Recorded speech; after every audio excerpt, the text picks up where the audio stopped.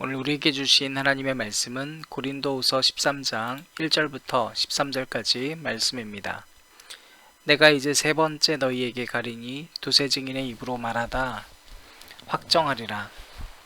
내가 이미 말하였거니와 지금 떠나 있으나 두 번째 대면하였을 때와 같이 전에 죄 지은 자들과 그 남은 모든 사람에게 미리 말하노니 내가 다시 가면 용서하지 아니하리라.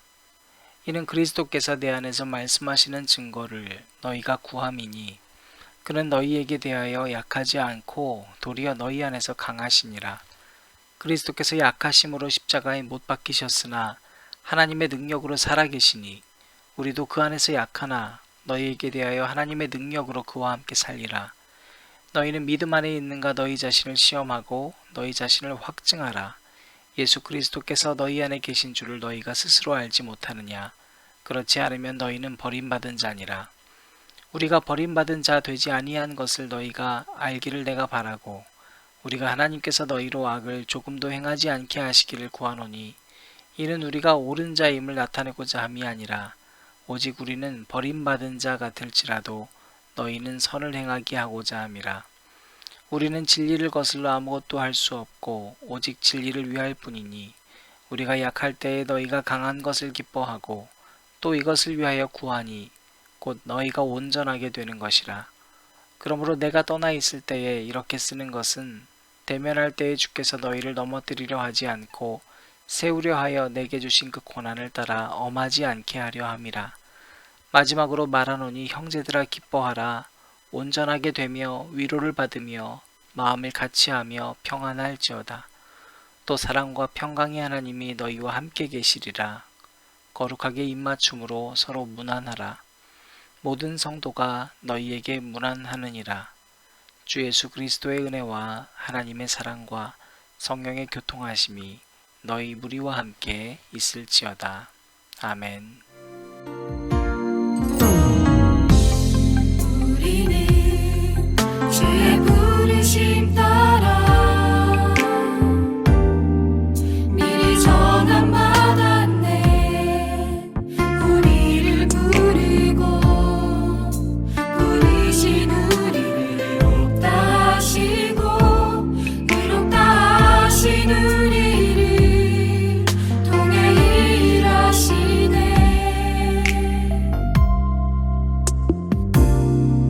주의 나라 위해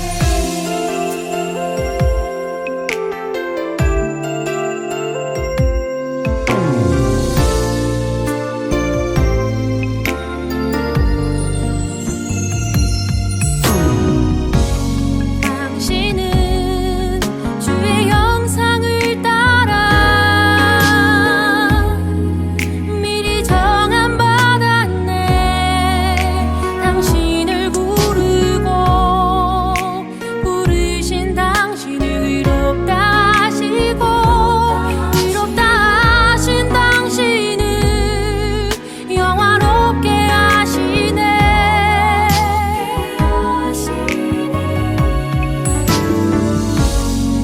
우리는 주의 부르심 따라 미리 정함받았네.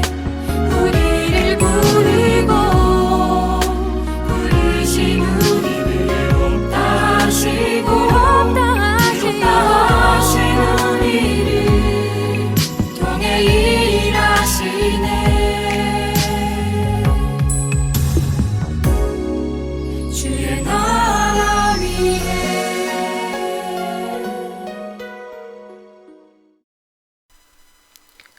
오늘도 우리 주님의 크신 은혜가 여러분에게 가득하기를 바랍니다. 고린도후서가 이제 또 벌써 마지막이 됐습니다. 고린도 전서와 후서만 보통 우리가 알고 있죠. 그런데 우리가 사도 바울이 고린도 교회를 세우고 나중에 고린도 교회에 보냈던 편지는 총 4통으로 알려져 있습니다. 여러분 고린도 교회를 사도 바울이 세우고 떠나잖아요. 그리고 그 후에 편지를 보냅니다. 보냈던 이유는 여러 가지 교리적 질문에 대한 대답이기도 했습니다. 그리고 또 편지를 보내고 나서 보니까 이 고린도 교회가 질문을 받고 또 해답을 받고 성령으로 바로 서는 게 아니라 오히려 사도 바울에 대해서 이상한 소문들이 생겨나기 시작했습니다. 어떤 소문이냐면 저 사람은 사도가 아니래, 정통성이 없대, 자기 이력서도 없다면서 누가 추천도 안 했대. 아니 그 정통성 있는 사람들이 추천도 안 했는데 어떻게 고린도 교회를 세웠고 목회자가 됐을까? 이런 소문들까지 막 우후죽순처럼 생겨나기 시작했다는 거예요. 그래서 사도 바울이 마음이 아픕니다. 그래서 본인이 세운 교회니까 그 교회에 또 다시 방문을 합니다. 처음에 마음은 너무 아픈 마음이었어요. 근심을 가지고 갔습니다. 그리고 그 근심을 가지고 갔으면 뭔가 일이 풀릴 줄 알았는데 거기서 오히려 배척을 당해요.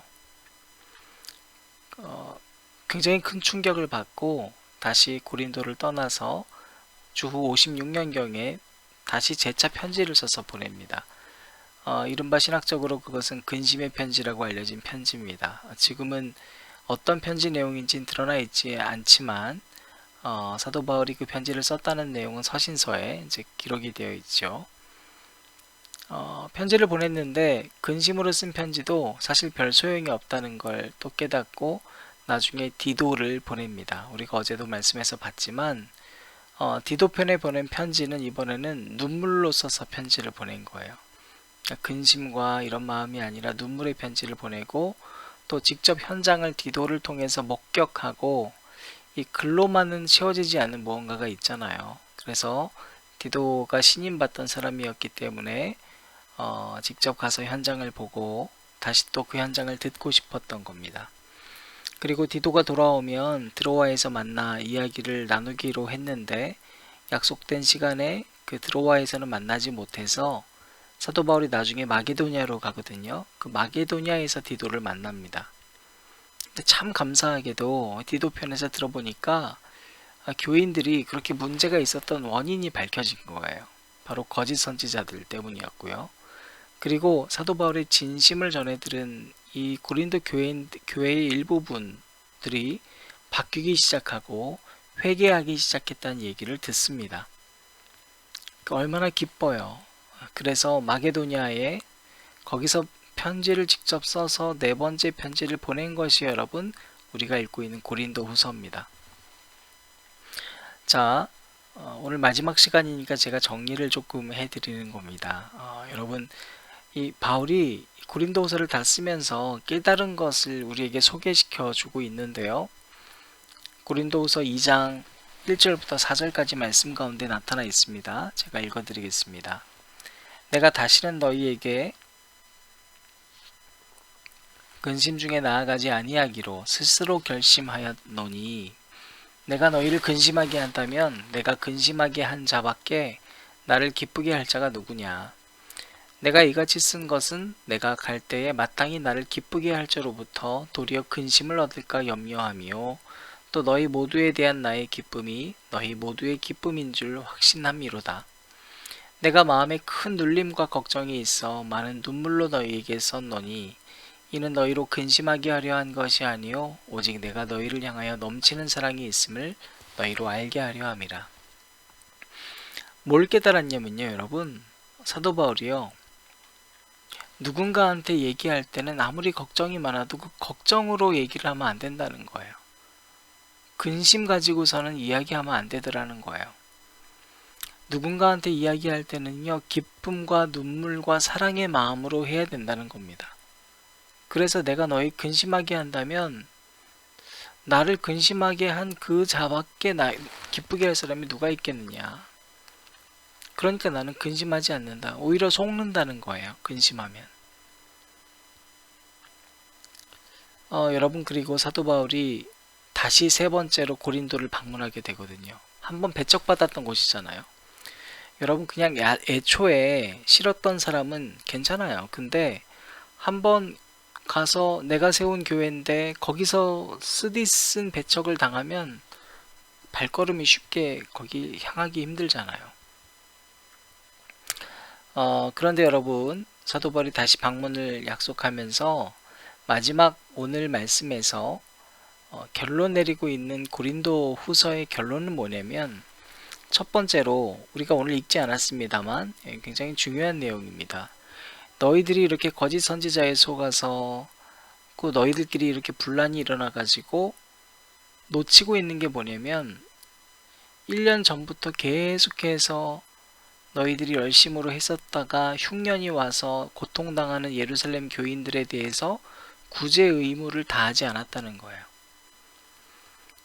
교회의 목적은 여러 교회들이 하나가 돼서 주님의 일을 해야 되는데, 누군가는 어려울 수 있잖아요. 그럴 때는 강한 교회가, 조금 재정이 있는 교회가 연약한 교회를 돕는 게 마땅한데, 지금 너희들끼리 교리적인 다툼하고 뭐 누가 잘났네 못났네 하고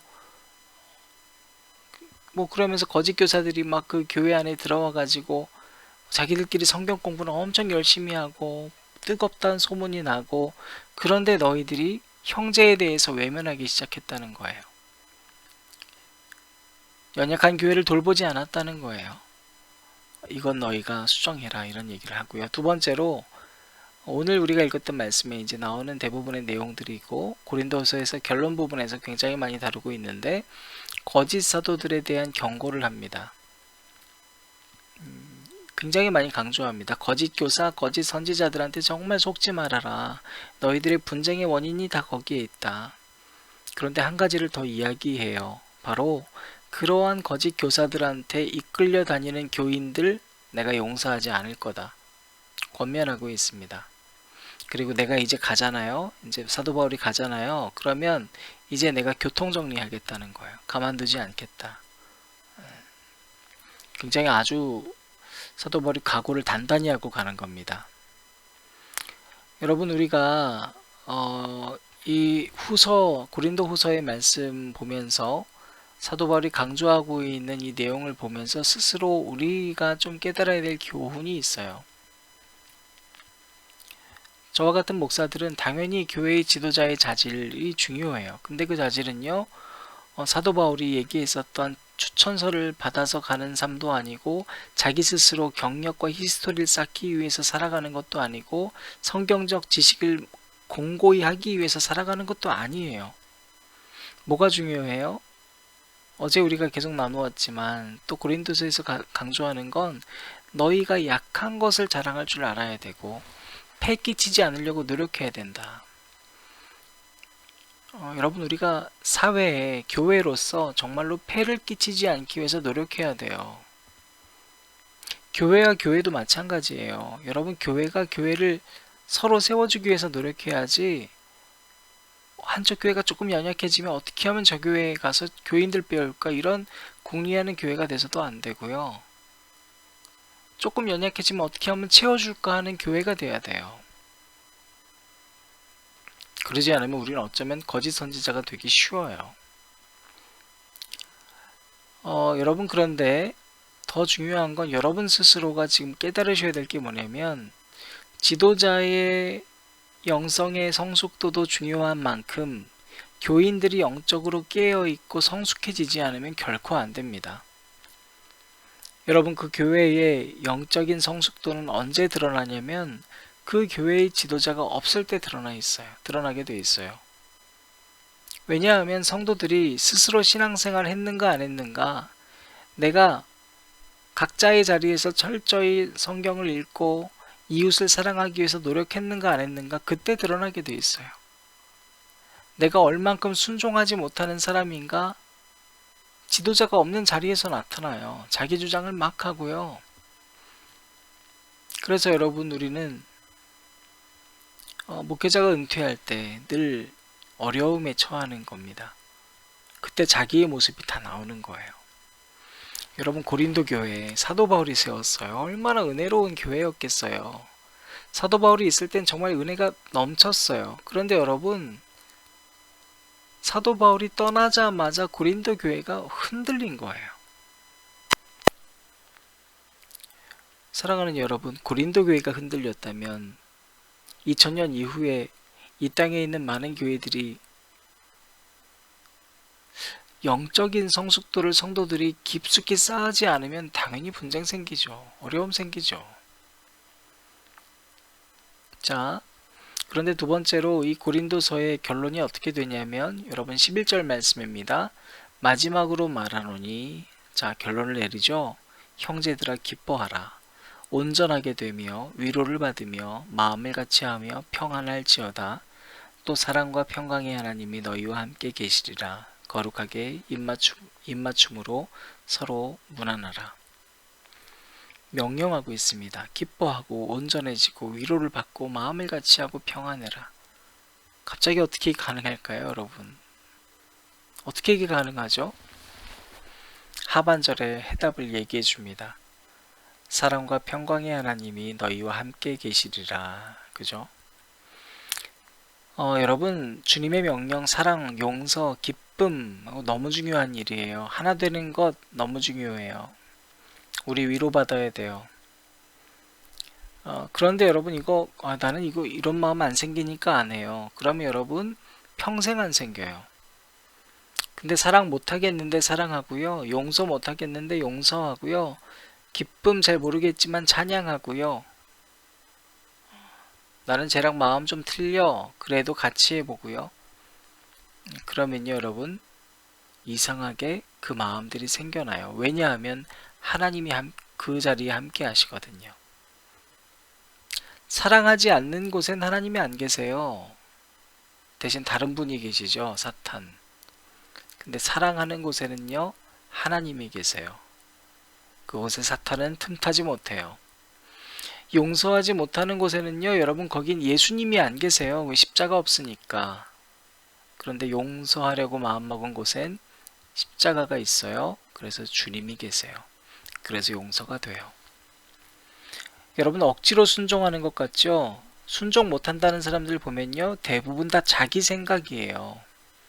따지고 들어요. 그리고 때와 시기를 자꾸 따져요. 지금은 아니라고.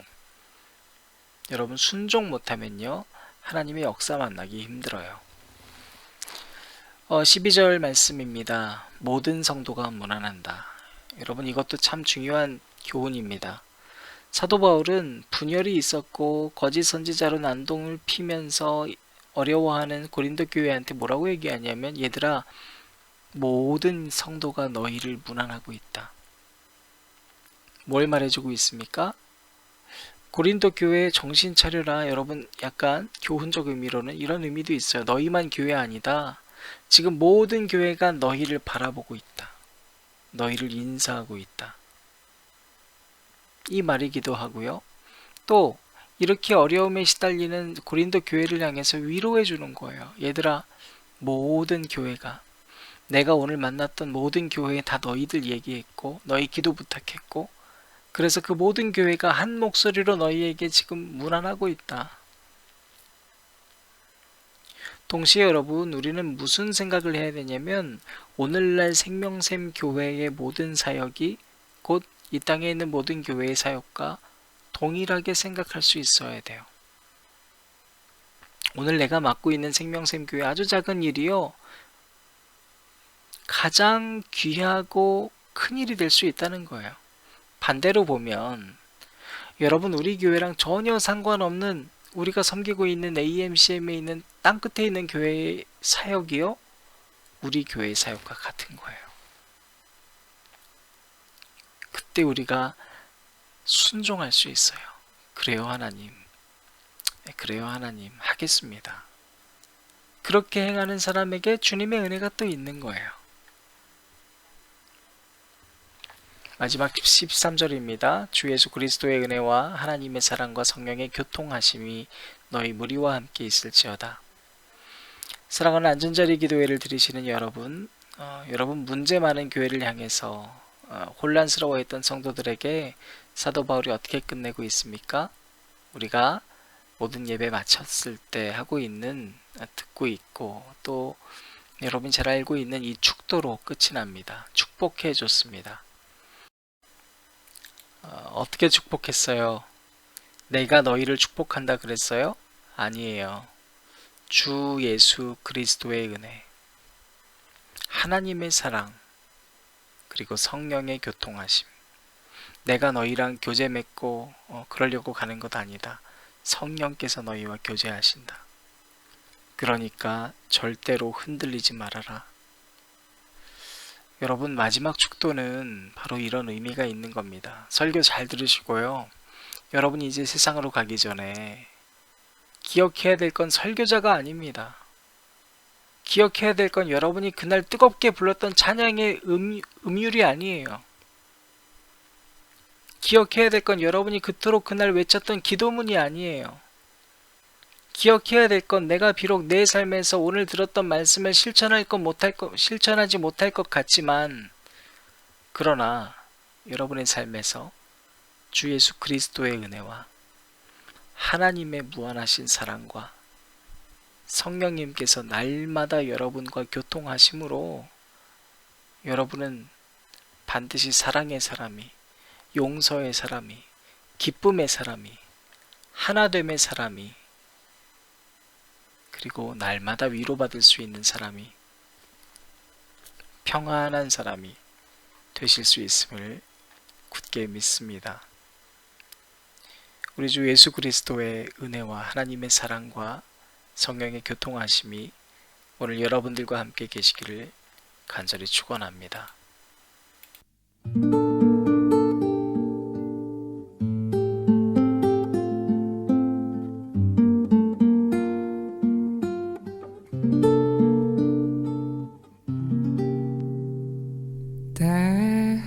때로는 너의 앞에 어려움과 아픔 있지만 담대하게 주를 바라보는 너의 영혼 우리 볼 때 얼마나 아름다운지 너의 영혼 통해 큰 영광 받으신 하나님을 찬양. 오 할렐루야.